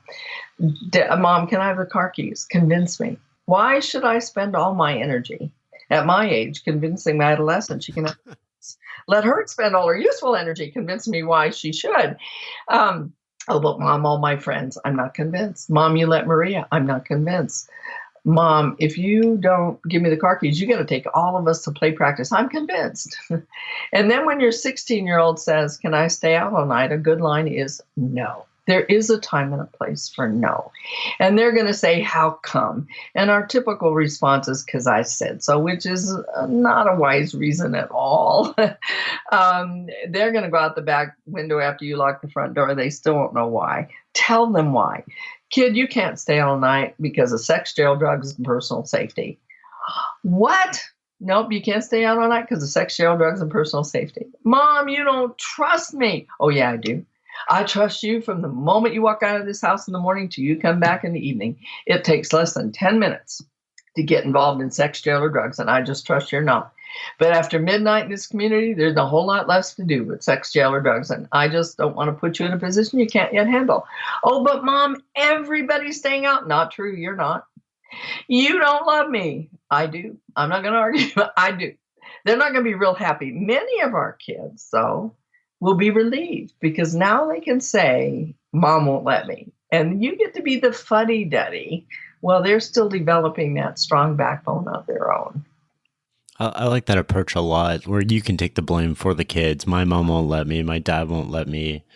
And then that gives them an out and a way to save face. Yeah. Yeah. Without them having to stand up and say, I don't want to do drugs, which is really a hard position to put them in. Yes. And also now that they all have their phones, a text, a code word right. that they can text to you that means, please come get me, or I'm scared, or I'm worried. And you'd be right there. And you can even walk into that party and just say, John, you didn't get something done. You need to come home right now. And they'll think, whoa, is she firm? Yeah. And we took in, before we had our own children, kids who were troubled adolescents. And one of them was on the verge of being sent back to juvie hall if he messed up one more time. And I said, you can always blame it on me. I'll back you up. And this was new for him. And he came running in the house ahead of his buddies, said, tell me no, tell me no. And I had no idea what I was telling him no about, but He said, tell me no, tell me no. And so his buddy, come on in, and Mom, all the foster kids call me Mom. And Mom, can I go I said, nope. Oh, come on. Nope, you can't. Now, mind you, I have no idea where I'm saying no. But nope, and I got even firmer. No, you absolutely asked me one more time. It's going to be a bigger no. No, she won't let me. And then after they left, I said, explain this to me. Well, they were going to go do something he knew he would get in serious trouble for. But we had that agreement that if he needs me to say no, I'll say it. How long did it take the foster kids to integrate into the family? Well, I didn't have kids then. We took in the kids before we had kids. Oh. We took in young offenders while they were being adjudicated or leaving one foster care to another. My husband was a psych rehab counselor. I was a special ed teacher. Some of these kids were my students. So some of them, that boy in particular, had me morning, noon, night. What a phenomenal place to land, though. Oh, we loved it. And, I told my own kids, we've handled kids who have seriously harmed others and hurt themselves. So you're going to have to work hard at shocking us. They all three did, by the way, in the teen years. They worked hard. But again, you go back to it's not life-threatening, morally threatening, or unhealthy. Let it go. The purple hair will grow out. Nobody likes admitting they're wrong. How should parents admit that they made a mistake to their kids? They reacted, they or punished too much, or... Yep, I blew it. We all lose it. We yell and scream, how dare you? You're grounded for 6 months. I mean, why would you want to get home for 6 months? But if you've ever done that, you can always pull back, just like we teach kids. We can always pull back and say, I lost it. Give me a few moments to come up with something that makes sense, and I will. No, you are not grounded for life. I had a friend ground her adolescent for 6 months, including senior prom, because she lost it. And hey, so often we see admitting we're wrong. That didn't make sense. Go back and you just say to the kid, I blew that one. Now, sometimes you have to say, I blew it. I'm going to go back outside. I'm going to calm myself down. I'm going to start over, which gives them a tool for how to do it too. And they see that we make mistakes and we're vulnerable. And what's hard is when your kids say you blew it. I had one, I was lecturing in Toronto, and we were in an elevator, and I had taken my son with me on that trip. And he turned around, he was 13, and he looked at all the people that were talking about the lecture I'd just given. And he said, well, would you like for me to be good or bad so you can see how she handles it? Like, oh, please. Yeah, humor always helps. If you blow it, humor helps too. No, you're not grounded for life. But let me come up with something that makes sense. And by the way, I'm open to suggestions. It's okay to ask a kid for some suggestions of what to do. And some kids will say, spank me. I say, well, that's off limits. I don't do that because it destroys my dignity and it will destroy yours too. So let's come up with another option. And then tell them to try again if it's not in line with what happened. Yeah. One of the techniques you use in the book that I thought was particularly interesting, and I tried it on my kids last night, was the sit. Can you explain that and when to use it? If you hit, you sit. Yeah. Yeah. If you hit, you sit. Okay, let's look at timeout. Because I'm often asked about that. There's time in, there's time out, and some people have an interesting timeout. I had a parent in one of my workshops say, I have a wonderful timeout program. It works. Our son hits his sister. He goes and sits. I don't even have to tell him anymore. And I go, oh, that's not working. If he's still hitting There's something wrong there, yeah. Yeah. So do I believe in timeout? Not that kind. But I do believe in timeout. When a child bops another kid over the head, I say, whoa, it's all right to be angry. It's not all right to hit your brother. I want to separate those two. It is all right to be angry. It's not all right to hit your brother.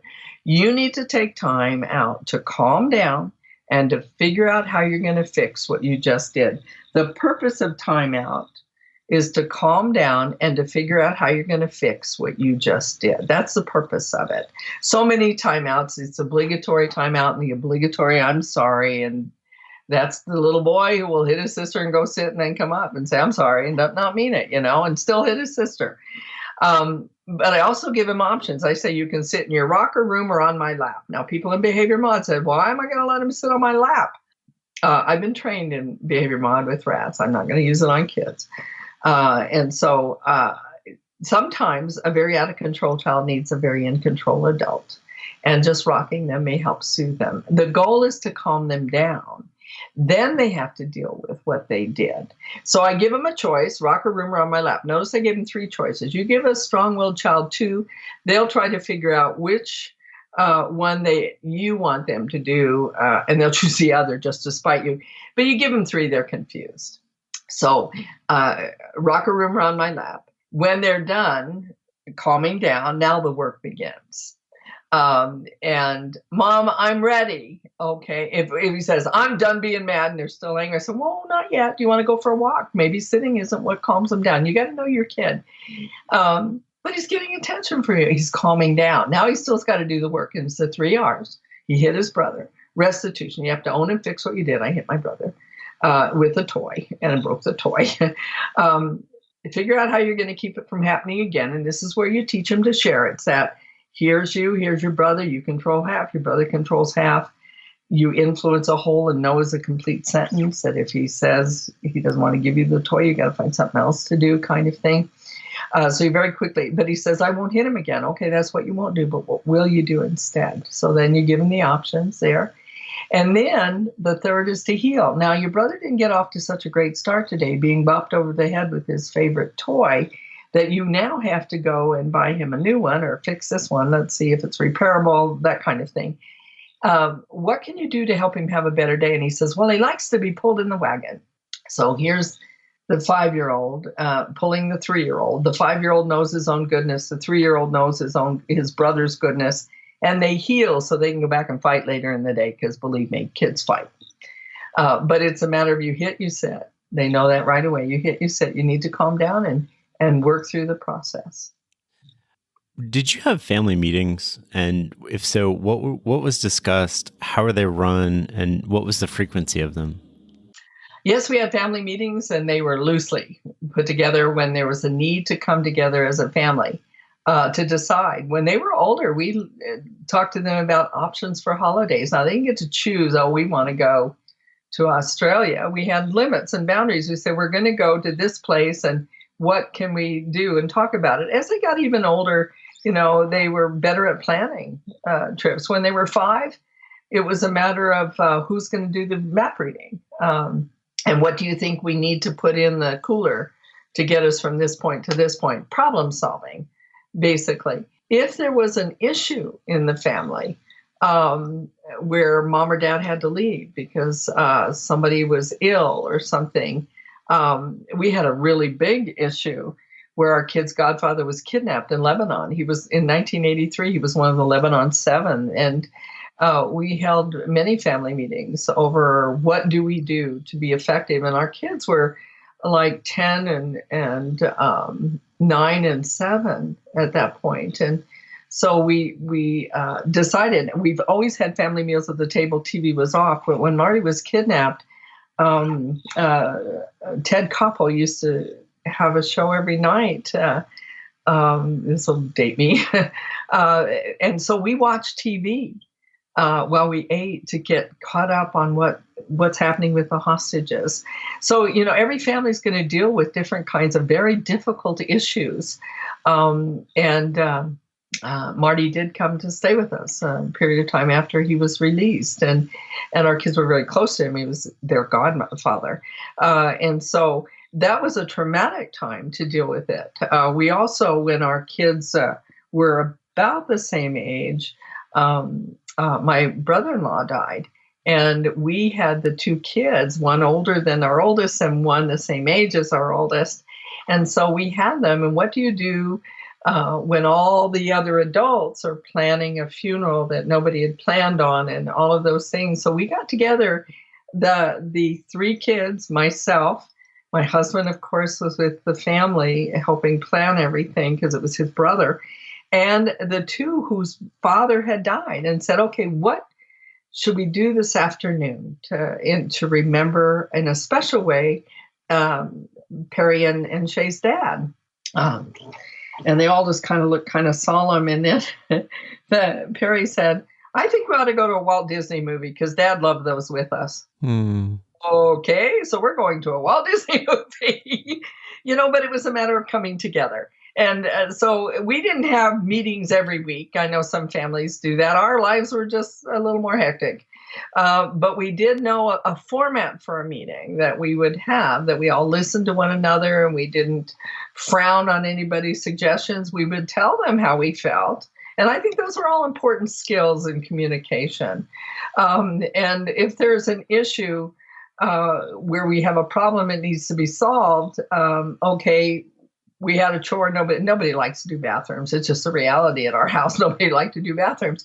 Okay, how can we make this something? Okay, we'll all rotate the bathroom, but we all have to do a stint at the bathrooms. Now, if there's a chore, one of my kids loved to cook. And another liked, not especially, but she didn't like to cook. So she would clean up. And so working those kinds of things out. And if the one who always had to clean up says, but you're using too many dishes here. Okay, what can we do to solve that kind of a problem? It's you got a problem, what's your plan? Basically is a formula that we use. I like to have some kind of structure there. You got a problem? Okay, what's the plan? I'm a huge fan of that because it gets the kids out of knowing what to do and gets them thinking how to do it. Yeah. And they got to figure it out. You're not telling them. Yes. You're still the adult. You are their parent till they reach puberty. And then you become their mentor, their model, their guide. I really dislike it when people say, my teenager is my best friend. I say, get a life. They need a mentor. They don't need a friend right now, not you as a friend. Then in adulthood, you can become their friend. And you better become a good friend because they do pick out your nursing home. And so we need to move through that progression. But it's critical during those formative years that we are truly a parent. And then we become a mentor and a guide. And then we can become a good friend in their adult years. 2 questions left before we wrap up. I want to talk about teens and social media. And yes.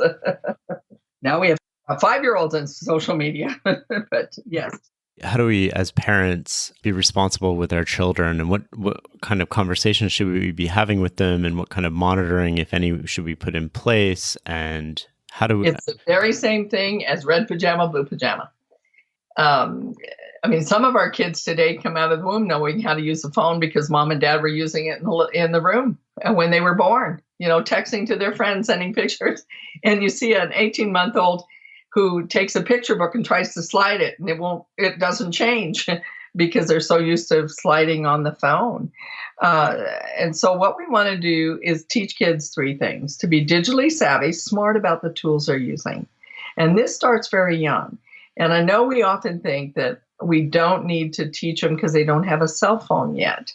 But I was working with the Department of Defense schools in Europe, and I had done a day session for teachers. And then I was working with the parents at night. And then in the day, I had 3rd and 4th graders together, and then 5th and 6th graders together, and teachers were in the back.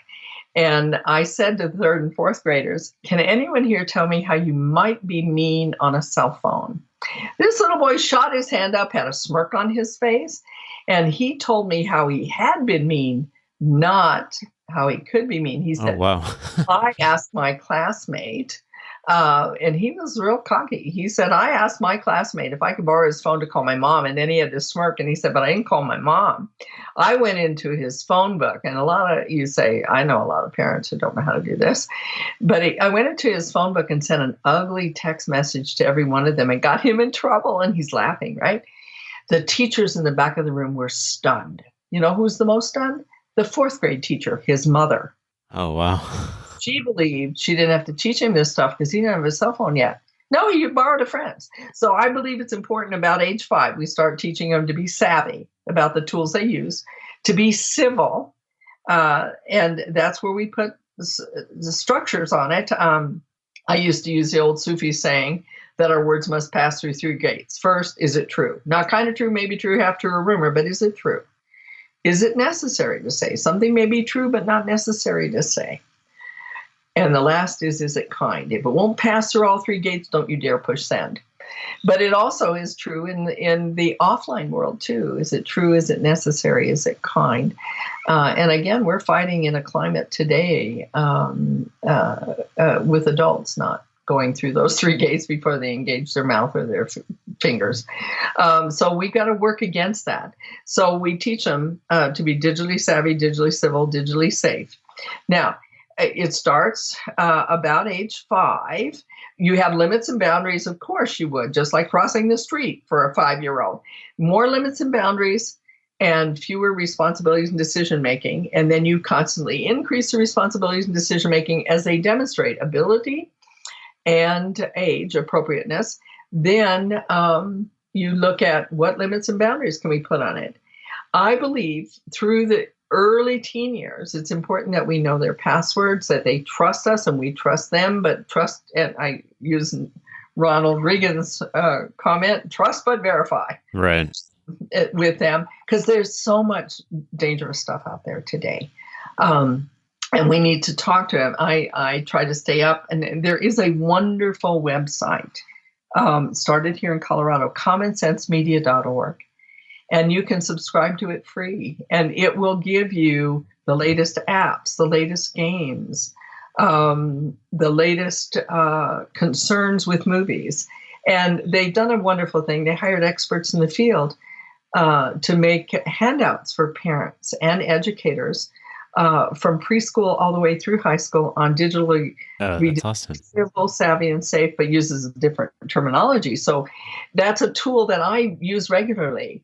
Then the other one, StopCyberbullying.org that Perry Aftab started, is made for middle school and high school kids and their parents to help them help their kids stay safe and civil and savvy about it. I mean, the tools are changing so rapidly. And you've got to know that kids are not targeting their peers on Facebook now because grandma's on Facebook. They're using apps and they're using them quite effectively. And these are tools. That's all they are. They can be used for good or for ill. And parents have an obligation to kind of keep up with what's going on. We do, and so do we educators. Both of us do. But I also feel very strongly, Raffi, the singer, started the Red Hood Project. Raffi, Beluga the Whale, was one of his famous songs. After a young girl had killed herself after being targeted by a predator from the Netherlands, and she lived in Canada, Amanda Todd, and she thought she was communicating with a 15-year-old, and he blackmailed her. And our crack team here in the United States actually found him in the Netherlands and found her and over 200 other U.S. and Canadian boys and girls who had been blackmailed by him. Oh, man. And so he was so angry, he started the Red Hood Project that you can subscribe to. But his whole push is that, yes, teachers and parents can help keep kids safe. Would you talk to your kids about examples like that, or would you hide them from it? Oh, no, I would. Age appropriate, ability appropriate again. But he goes to Google and Twitter and Yahoo and the latest app producers and Facebook and says, you've got to help us out. You've got the money. You've got the resources. You need to help keep our kids safe, because educators and parents cannot do it alone, and the police department will be overwhelmed. And so we need to be able to have that conversation and demand that these companies that are developing these tools help us help our kids be safe. It's more the issue of safety. But also, we have an obligation to teach our kids to be savvy about these tools, not be used by them, but to be able to use them effectively. And civil. Probably civil is the most important. Sometimes kids will hide behind the anonymity of the net. But other times people say, well, it's that anonymity. No, sometimes they can hardly wait to get to school to see how the targeted kid's responding to their vile comments to her the day before when they've used their full names, because there's nothing going to happen to them. Now, I was a part of developing David's Law in San Antonio, Texas, drafting that law for cyber issues, because I think he was this. What is that law? Sorry. It's on cyberbullying. It's called David's Law. You can look it up in the Texas state legislature. It was one of the first to deal with holding kids accountable if they tell someone to kill themselves, as had happened to David. If they demean or harass someone on the web, to hold them accountable. And our laws have not caught up. And so parents have a kid being relentlessly tormented. And what do?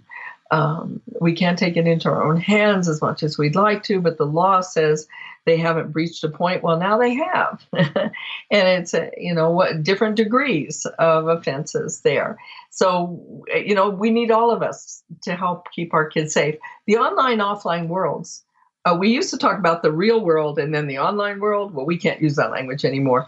It's online, offline have merged to create the real world for our young people today. I'm 70. I spend a lot of time trying to keep up.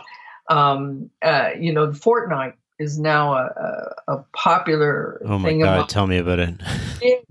And it frightens me because and people will say, "Oh, don't be such a fuddy duddy." But I know the research behind what military has done to help break down the barrier for killing someone, and it's that same kind of thing, breaking down those barriers, those inhibitions. Kids are becoming desensitized to offline. If you were a parent, would you allow your child to play that, or would it be supervised or framed, or how would you go about that? I'm not a real fan of censorship, but age appropriate and ability appropriate. And I believe that game was developed for older people. It was not developed for 7-year-olds. However, let me just frighten you a little bit more. There is an online program where somebody has developed a form of that young kids, and this is something parents need to be aware of, in the Roblox, and where kids go online and get invited by friends, and parent may think their kid is just playing good games here because, oh no, somebody's communicating with them. Somebody else is inviting them to talk. What is this? Well, somebody did a form of Fortnite that doesn't have any of those restrictions on it, and you can have a 5-year-old, 7-year-old, 6-year-old playing it. Now, I know there are parents who have actually hired coaches so their kids can get better at it, and they've hired coaches themselves so they can beat their sons or daughters at it. I have serious concerns about it because and part of it's my own world history, my own life's history. I work in Rwanda with orphans from the '94 genocide. I see what happens with hateful rhetoric. Is a short walk to hate crimes, to crimes against humanity. And I also look at the good research out there about what happens with all that violence. Any violence our kids are exposed to, whether it's online or offline, become a part of their worldview. And we need to be tuned into that. So I have a problem with that with young kids. The frontal portion of their brains are not fully developed. There's a lot wrong with that for young people. Now, I'll probably get a lot of grief and people saying, oh, there's nothing that bad about it. But in my book, just because it's not wrong doesn't make it right, I talk about the whole issue of what's so wrong with all this violence and violent video games. It isn't just that one. And again, there's people who will say, well, the research has said that it's not that bad. Well, let's look and see who did the research for it. And when we find out who did it, if it's the people developing the games, that's going to be skewed. If it's people who are truly concerned about what's happening in kids' lives and in their minds and are willing to look at it objectively, and now I think we are seeing some good research on that. But I think it's critical that we take a serious look at what's wrong with all the violence that kids are being exposed to. And if we can do that, then I believe we can show kids that, violence in our homes, I don't care. Maybe it's the way we treat one another. It isn't just the online, but how do we speak to one another in our homes as adults? How do we speak to one another when we're talking to our neighbors, how do we correspond? Are we always online? And if we're always online, when a kid walks into school from school and we're on our phones, do we get off our phone so that they can communicate with us and say, "How was your day?" And the kid walks in, head down, shoulders down, fine. This isn't fine. But I want to go back here just a moment. The deadening consequences. What's wrong with all this violence? Real or imagined acts of violence tend to cultivate a sense of danger, of mistrust, of alienation, and gloom in our kids. None of what our kids need today. And children who are regularly exposed and engaged in media violence, and that isn't just the gaming, but media violence in general, they're more likely to become desensitized to real life violence. So they won't see other kids at school being mean to another kid as such an awful thing, when it really should. Their guts ought to say this is awful. One of the scary things is they imitate that violence that they see and hear. They also, for some, they become easily intimidated or depressed because it's online and offline for them. Others become fearful and distrustful of others. Oh, that really creates community. And I think one of the most important things that happen is they miss their natural healthy fear clues. Our bodies want to keep us alive. And if they become fearful, full of fear, they don't get tuned into things that should bother them. Little ones will say, "I don't want to go to Uncle George's," because they're listening to their little gut saying it's not a good place to be. And we don't, but if they're fearful of stranger danger, which drives me crazy because we usually have to go to a stranger if we need something or if we need help, then they miss their fear clues. And they're often lulled into thinking that they are safe when in familiar surroundings with familiar people. And that's not always true. And when you have those video games, there are pluses. It does draw them into intricate systems where they learn to play and interact with one another. It does strengthen eye-hand coordination. As surgeons, they use it. Quick thinking and cooperation and imagination and problem solving. And it does, some of the games can invite kids to be thoughtful and caring and come up with solutions to quandaries or dilemmas like SimCity. And the UN has developed some wonderful games for that. But there are probable negatives as well. When you're playing a video game, it requires little more than quick, aggressive, violent responses to perceived threats. You see something pop up right away, you've got to respond. It glorifies violence as a legitimate solution to problems, and violence is not a solution. Like Liz Loescher said, conflict is inevitable, violence is not. And it sets other people up as adversaries, preys, or targets, rather than people that we need to communicate with. That Martin Buber's I and thou and our common humanity. I and you are thou. I'm unique, you're unique, and we have a lot in common. It does, we know it to be true, military abuse it breaks down our natural inhibition to killing. It also does something that neurologists have found out, and neuroscience.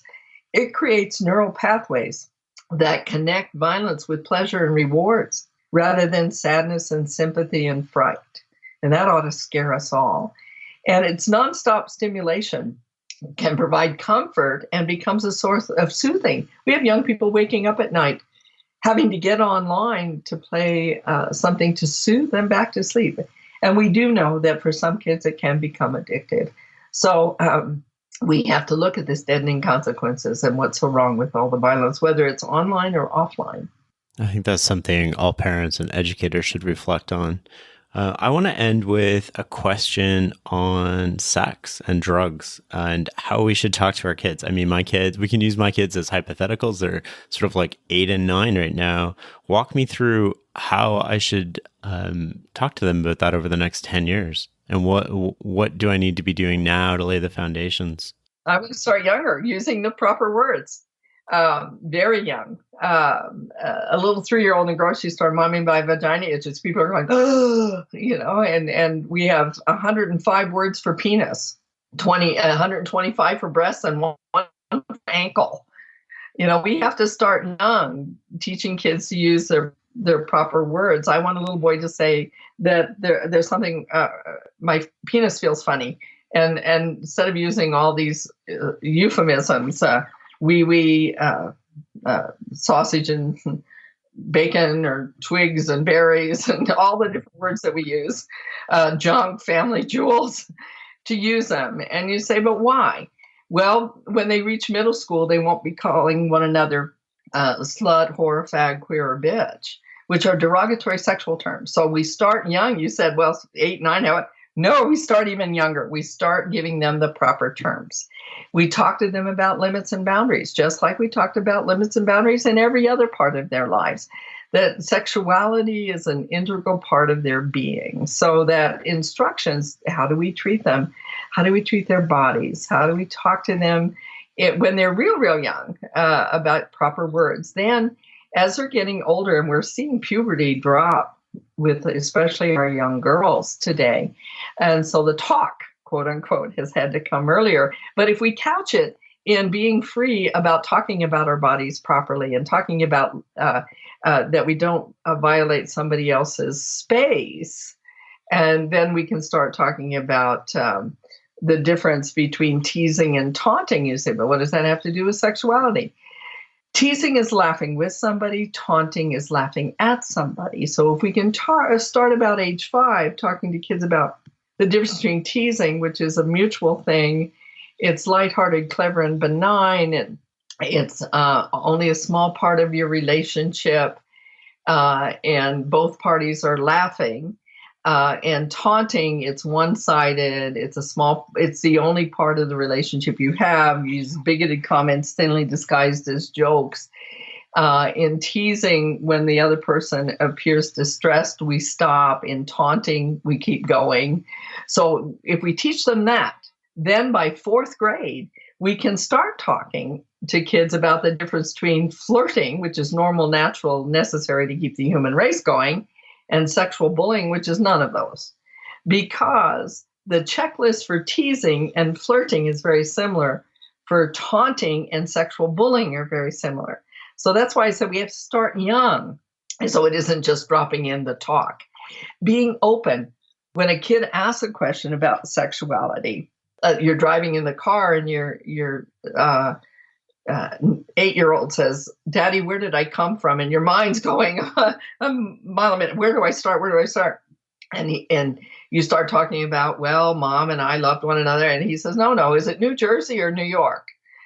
Finding out where the kid's coming from, and not be upset when they bring something up. If they use a gross sexual term, to stop them in its tracks, because that's mean and cruel. Right. And then get some help. There's some good programs out there. I know my oldest granddaughter is 11, and the hospital actually had several sessions for moms and daughters to attend, and fathers and sons to attend, about your changing body. And they had it well developed, and it provided an environment of lots of girls and lots of women and lots of boys and lots of men to help kids talk about this.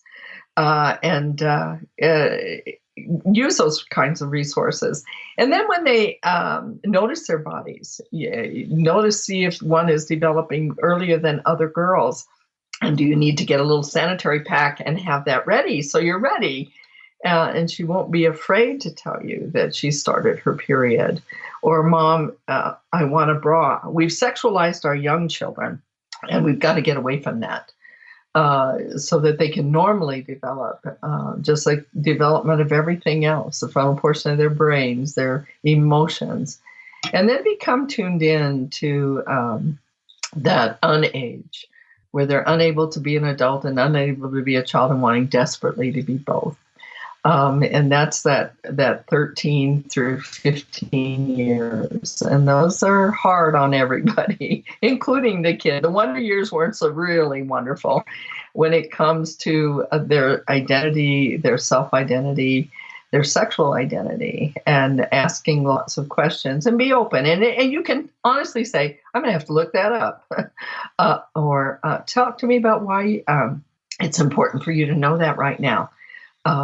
And it's being open and talking to them. They're hearing things. They're able to see things online that you and I were never exposed to, for good and for ill. There's the good stuff that kids are finding out. and through media. But there's also some stuff that's not healthy. Dr. Phil Zimbardo did some amazing work. He did the Stanford Prison Experiment, but he also did a TEDx talk, and you can look it up under Phil Zimbardo. I guess the name of the talk is, but it's about our young boys and what pornography is doing to them, and why it's so dangerous, the kind that's out there today, and what it does to their sense of relationships with the real world, young girls that they hopefully will fall in love with. I think it has a huge impact on adults too, doesn't it? Yes, we know it does. We know it does on relationships. So, you know, as an adult, your brain is fully developed. Theirs is not. Their own sexual identity, their sense of self in relation to other human beings is not. So it has really devastating effects. And so we need to be tuned into those kinds of things. And again, age appropriate, ability appropriate, what their interests are. And they do need to know how their body is developing. And if you're uncomfortable with it, or you're not sure, or my generation, my mother didn't know the words, all the proper body parts, because they never used them. And they were never told what they were. Right. So our generation was reading our bodies ourselves, you know, which I gave to my daughters when they were 15 and 16. But now there's a lot out there. Seek it out, ask for help, use your programs that you have in your community that will help you. But being honest and open, remember, if your kids can tell you the good, the bad, and the ugly, going back to, you know, not praising them and not using rewards and punishments, it'll come much easier, where they feel like they can talk to you about anything. Use humor. And I also, while we're on that with drugs and sex, you don't have to tell them everything you did wrong. You can give them life lessons, but there are things your parents don't know.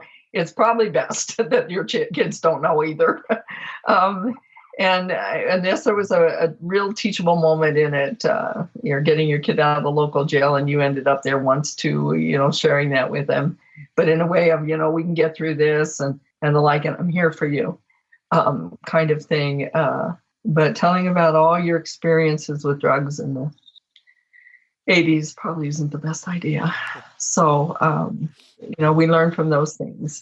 There are things you don't have to share. There's oversharing. So, and we want them to feel good about their sexuality, regardless, you know, wherever they fit on whatever spectrum there is, and to be open to them. And let them know that we love them, that we're here for them, that they are who they are. That's a great spot to end this conversation, Barbara. Thank you so much. This was a phenomenal exploration of how to raise kids and how to think about it from a parenting and a teacher perspective. And I really appreciate you taking the time. Well, kids are worth it. They are worth our time, our energy, our resources to help them be all they can be, because that's what matters. Hey guys, this is Shane again. Just a few more things before we wrap up. You can find show notes at farnamstreetblog.com/podcast. That's FARNAMSTREETBLOG.com/podcast. You can also find information there on how to get a transcript. And if you'd like to receive a weekly email from me filled with all sorts of brain food, go to farnamstreetblog.com/newsletter. This is all the good stuff I've found on the web that week that I've read and shared with close friends, books I'm reading, and so much more. Thank you for listening.